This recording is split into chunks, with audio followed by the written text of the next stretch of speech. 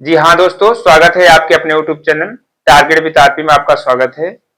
आज की कड़ी में हम लोग पढ़ेंगे समास की अगली कड़ी में द्वंद्व समास। ठीक है। द्वंद्व समास वह समास जिसके दोनों पद प्रधान होते हैं उसे क्या कहते हैं? द्वंद्व समास। वह समास जिसके दोनों पद प्रधान होते हैं।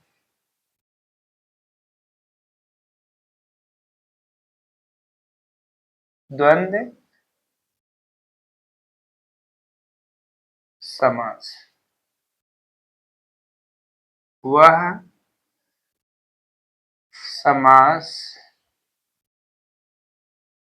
जिसके दोनों पद प्रधान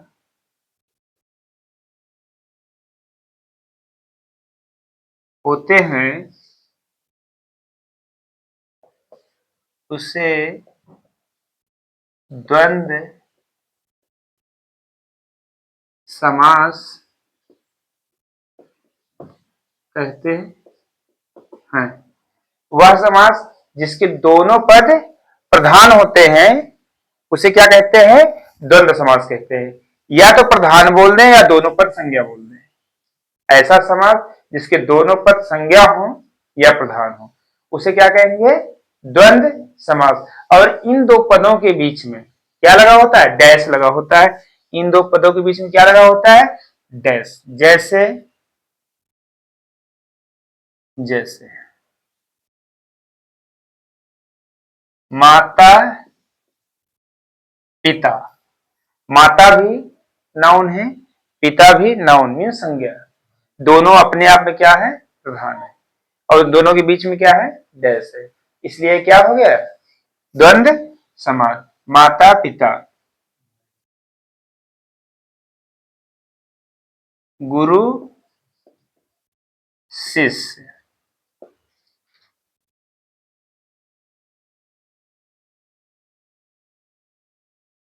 कापी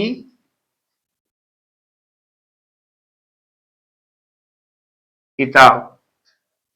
देखिए यहाँ पे कापी किताब गुरु शिष्य, यहाँ कापी कलम भी लिख सकते हैं, सब पढ़ाई से रिलेटेड है। माता पिता, घर द्वार। घर द्वार भी क्या है? आपका द्वंद्व समास है। ठीक है। तो इस तरह से जितने भी शब्द लिखेंगे, माता पिता गुरु शिष्य कापी किताब घर द्वार, ये दोनों दोनों क्या हो? दोनों नाउन होने चाहिए। दोनों के बीच में क्या होना चाहिए? डैश होना चाहिए। ठीक है। इस प्रकार के समास को क्या कहते हैं? द्वंद्व समास कहते हैं। तो द्वंद्व समास के प्रकार भी होते हैं। तो द्वंद्व समास मुख्यतः है तीन प्रकार के होते हैं। द्वंद्व समास, द्वंद्व समास के प्रकार। ठीक है। द्वंद्व समास मुख्यतः कितने प्रकार के होते हैं? तीन तीन प्रकार के होते हैं।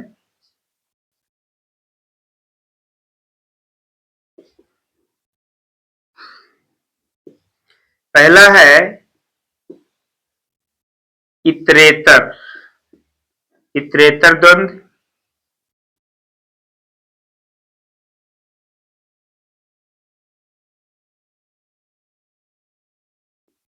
दूसरा है समाहार द्वंद्व। और लास्ट है वैकल्पिक द्वंद्व। कितने द्वंद्व समास कितने प्रकार के होते हैं? तीन प्रकार के होते हैं। कौन कौन? इतरेतर द्वंद्व, समाहार द्वंद्व और वैकल्पिक द्वंद्व। ठीक है। इन तीनों समास की व्याख्या हम देखते हैं। ठीक है।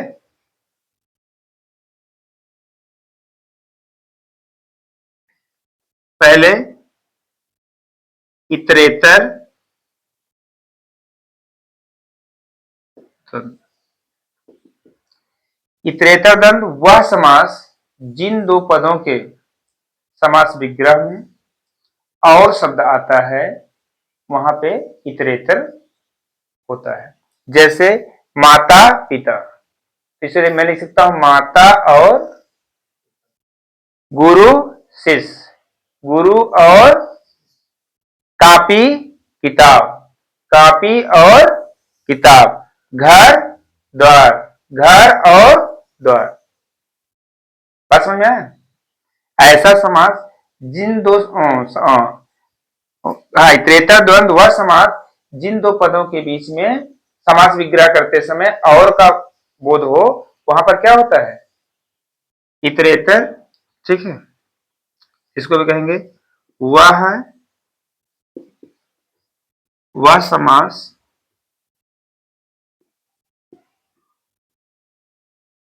जिसके समास विग्रह में और शब्द आता है तो वहां पर इतरेतर द्वंद्व समास होता है।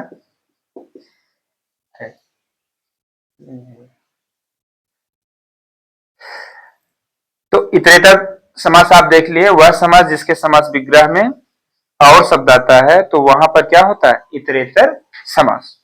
जैसे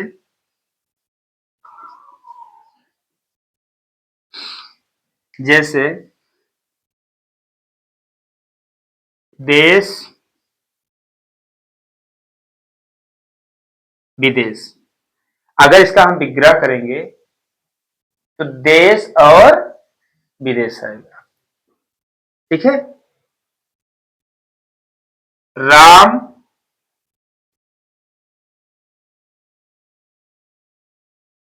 लक्ष्मण, राम और लक्ष्मण को जब विग्रह करेंगे तो क्या आएगा? राम और लक्ष्मण।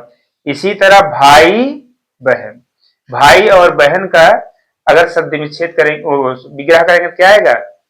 भाई और बहन। ठीक है, इस तरह से दादा दादी, मामा मामी, ऐसे लिखा रहेगा। विग्रह करेंगे तो उसके बीच में क्या आएगा? और शब्द आएगा। ठीक है, देखिए अभी आपको एग्जाम्पल बताया गया, देश विदेश, राम लक्ष्मण, और एकदम देसी एग्जाम्पल लेते हैं, लोटा डोरी। ठीक है, लोटा डोरी, इसका जब विग्रह करेंगे बेटा तो क्या हो जाएगा? लोटा और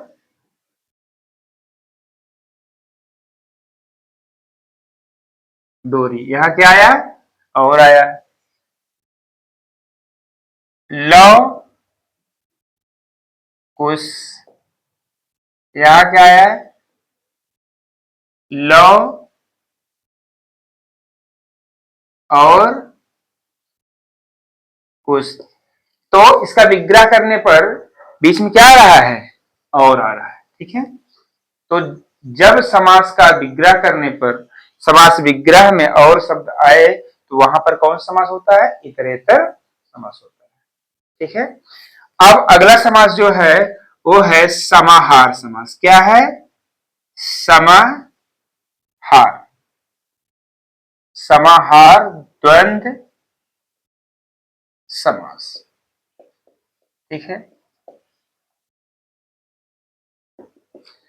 समाहार द्वंद्व समास वह समास जिसके अर्थ में एक अलग अर्थ निकले, मतलब ऐसा समास जिनका अर्थ अलग निकले। जैसे वह समास, वह समास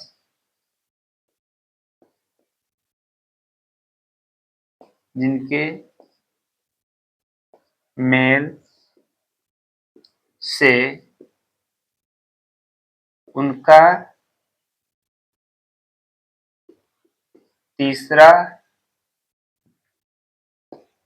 अर्थ आभास हो,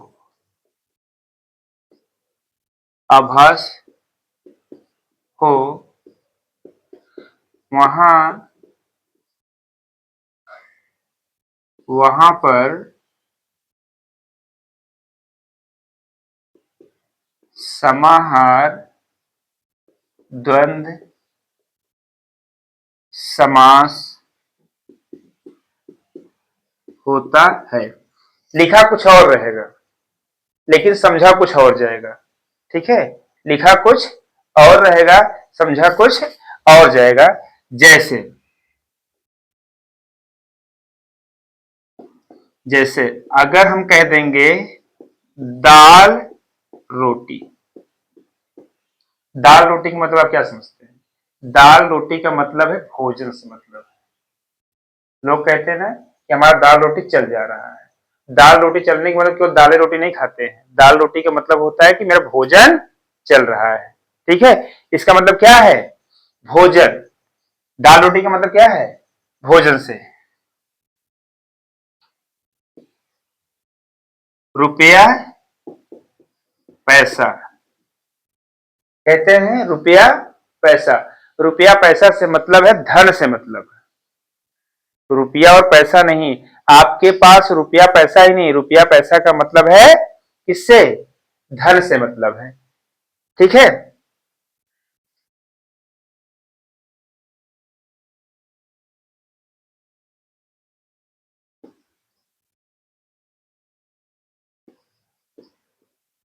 कहा सुन। कहा सुनी का मतलब क्या है? कहा सुनी का मतलब है किसी से बहस हो। ठीक है, वो बहस कुछ भी हो सकती है, पॉजिटिव हो निगेटिव हो, किसी भी टॉपिक पे हो। कहा सुनी, तो कहा सुनी का मतलब क्या है? बहस से। ये कौन समास होगा? समाहार द्वंद्व समास। मतलब समास के दोनों पदों से एक तीसरा अर्थ निकले, ऐसे समास को क्या कहते हैं? द्वंद्व समाहार द्वंद्व समास कहते हैं। जबकि इसी टाइप से हम लोग पढ़े थे बहुब्रीहि समास में। बहुब्रीहि समास में क्या पढ़े थे? बहुब्रीहि समास में पढ़े थे कि जिस समास में दोनों पद प्रधान न होकर तीसरा पद प्रधान होता है, वहां पर कौन समास होता है? बहुब्रीहि समास होता है। जैसे दस, दशानन, गजानन, लंबोदर, नीलकंठ, ये सब आपको बताया गया था। ठीक है, तो इस समास में क्या होगा? समाहार द्वंद्व समास। ठीक है, अब इसके बाद अगला समास आपका है, द्वंद्व समास का अगला टॉपिक है वैकल्पिक द्वंद्व समास। ठीक है, तो आते हैं इसका, तब तक आप लोग स्क्रीनशॉट ले लीजिए। इसके आगे हम लोग स्टार्ट करते हैं वैकल्पिक द्वंद्व समास। हाँ, तो देखिए अगला समास आपका है वैकल्पिक द्वंद्व समास। वैकल्पिक द्वंद्व समास जहां दोनों पदों के बीच या अथवा का बोध होता है समास विग्रह के समय। जहां पर दोनों पदों के बीच समास विग्रह के समय या आए या अथवा आए, वहां पर क्या होता है? वैकल्पिक द्वंद्व समास। ठीक है, तो आपकी डेफिनेशन है जहां दोनों पदों के बीच या अथवा आदि विकल्प सूचक योजक शब्द का लोप पाया जाता है। जैसे यहां पे लिखा गया है भला बुरा। भला बुरा में या तो भला होगा या तो बुरा होगा। क्या कहेंगे? यहां पे कह सकते हैं भला या बुरा, या इसको ऐसे भी कह सकते हैं भला अथवा बुरा। या तो कहेंगे भला या बुरा, या कहेंगे भला अथवा बुरा। थोड़ा बहुत, थोड़ा या बहुत, या कहेंगे थोड़ा अथवा बहुत, ऊंचा नीचा, ऊंचा या नीचा, ऊंचा अथवा नीचा। ठीक है, इस तरह से आप लिख सकते हैं पाप पुण्य, पाप या पुण्य, पाप अथवा पुण्य, छोटा बड़ा, छोटा अथवा या बड़ा, छोटा अथवा बड़ा, भूखा प्यासा, भूखा या प्यासा, भूखा अथवा प्यासा। ओके, तो ये आपका रहा वैकल्पिक द्वंद्व समास। ठीक है, अब आप इसका स्क्रीनशॉट ले सकते हैं। ठीक है, और समास का जो अगला टॉपिक आपका होगा वो होगा कर्मधारय समास। क्या होगा? कर्मधारय समास। वो समास आपको अगले वीडियो में मिलेगा। ओके, जी हाँ दोस्तों, स्वागत है आपके अपने YouTube channel target with RP में। बच्चों, आज की क्लास में हम लोग पढ़ेंगे, आपको बोर्ड पे दिख रहा है कर्मधारय समास। ठीक है, क्या पढ़ेंगे? कर्मधारय समास। कर्मधारय समास वह समास जिसका पहला पद विशेषण और दूसरा पद विशेष। पहला पद विशेषण, विशेषण मीन्स एडजेक्टिव, और दूसरा पद क्या है? विशेष। विशेष मतलब नाउन, नाउन मीन्स संज्ञा। तो मैं ये भी कह सकता हूं वह समास जिसका पहला पद विशेषण और दूसरा पद संज्ञा हो, उसे क्या कहते हैं? कर्मधारय समास कहते हैं। जैसे महाकवि, महाकवि, देखो यहां पे शब्द क्या है? यहां पे ये मेन शब्द आपका है कवि, लेकिन कवि कैसा है? महान है। महानता उसकी क्या है? विशेषता है। कवि है लेकिन कैसा कवि है? महान कवि है। महानता उसकी क्या है? विशेषता है। ये क्या लिखा है? महोषधि, ये लिखा है औषधि। क्या लिखा है? औषधि। लेकिन कैसी औषधि है? महान औषधि है। कैसी औषधि है? महान। इस औषधि की जो महानता है, इस औषधि की जो महानता है, वही इसको महौषधि बनाती है। पीत सागर, पीत मीन्स क्या है? पीला, सागर मीन्स सागर। सागर कैसा है? पीला है। सागर की विशेषता क्या है? पीलापन।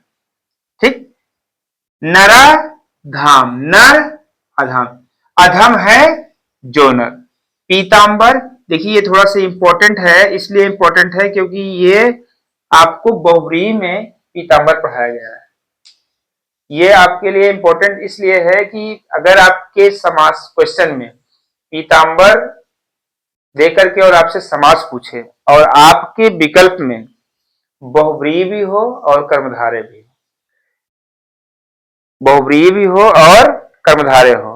जैसे पूछ लिया है कि पीतांबर में कौन सा समास है, ऑप्शन में कर्मधारय मिल जाए, बहुव्रीहि मिल जाए, ए और तीसरा ऑप्शन ए और बी मिल जाए, और चौथा ऑप्शन मिल जाए इसमें इनमें से कोई नहीं। ऐसी कंडीशन में हम क्या कहेंगे? ए और बी, मतलब तीसरा ऑप्शन सही होगा। अगर आपसे कोई क्वेश्चन बना दिया जाए ऐसे, तो ध्यान दीजिएगा कि अगर कह दिया जाए कि पीतांबर,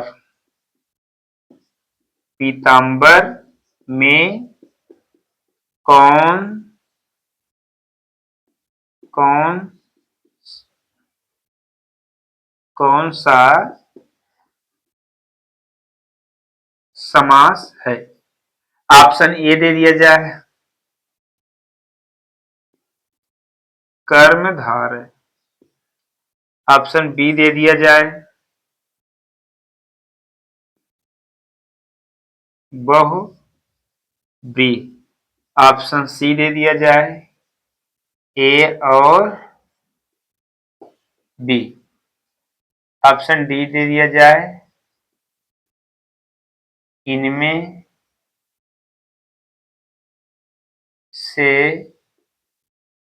कोई नहीं। बहुत इंपॉर्टेंट शब्द है, कंफ्यूज नहीं होना है। अगर पीतांबर शब्द देगा और पूछ लेगा इस तरह, और ये दोनों ऑप्शन अगर अवेलेबल हैं उसमें, तब तो आप इस ऑप्शन को देखेंगे। अगर ये ऑप्शन के अलावा कोई तीसरा ऑप्शन है तो आप इसको लगाएंगे। ठीक है। और नहीं तो इनमें से कोई भी दिया हो, इन दोनों में से कोई एक हो और कुछ अलग हो तो उसमें से करना। जब दोनों दिया रहेगा तब कंफ्यूजन होगी। तो यहाँ वहां पे है पीतांबर, पीला वस्त्र धारण करने वाले अर्थात विष्णु भगवान, और यहाँ है पीत है जो अंबर, पीला है जो वस्त्र। अगर पीला वस्त्र धारण करने वाले तो विष्णु भगवान आएगा, लेकिन पीला है जो वस्त्र, पीत है जो अंबर मतलब पीला है जो वस्त्र, तो यहाँ पे विष्णु भगवान की बात नहीं आ रही, लेकिन शब्द वही है।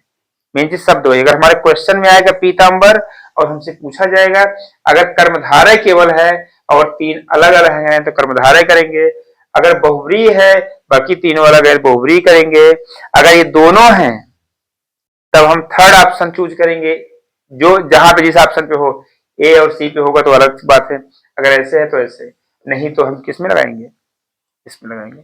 ठीक है, तो ये आपका कर्मधारय समास हो गया। अब आपका एक समास और बचता है जो क्या है, तत्पुरुष समास। अब अगली वीडियो में हम लोग पढ़ेंगे तत्पुरुष समास। तब तक आप लोग इसका स्क्रीनशॉट पूरा ले लीजिए। ठीक, हाँ तो आप लोग स्क्रीनशॉट ले चुके होंगे। अब आप लोग को समास समझ में आया। अगर कहीं पर कोई दिक्कत है, किसी भी क्वेश्चन किसी भी शब्द में, या कोई शब्द ऐसा है जिसमें समास पहचानने में आपको दिक्कत है, तो आप शब्द को कमेंट में लिख करके पूछ सकते हैं। ठीक है, okay, thank you for watching.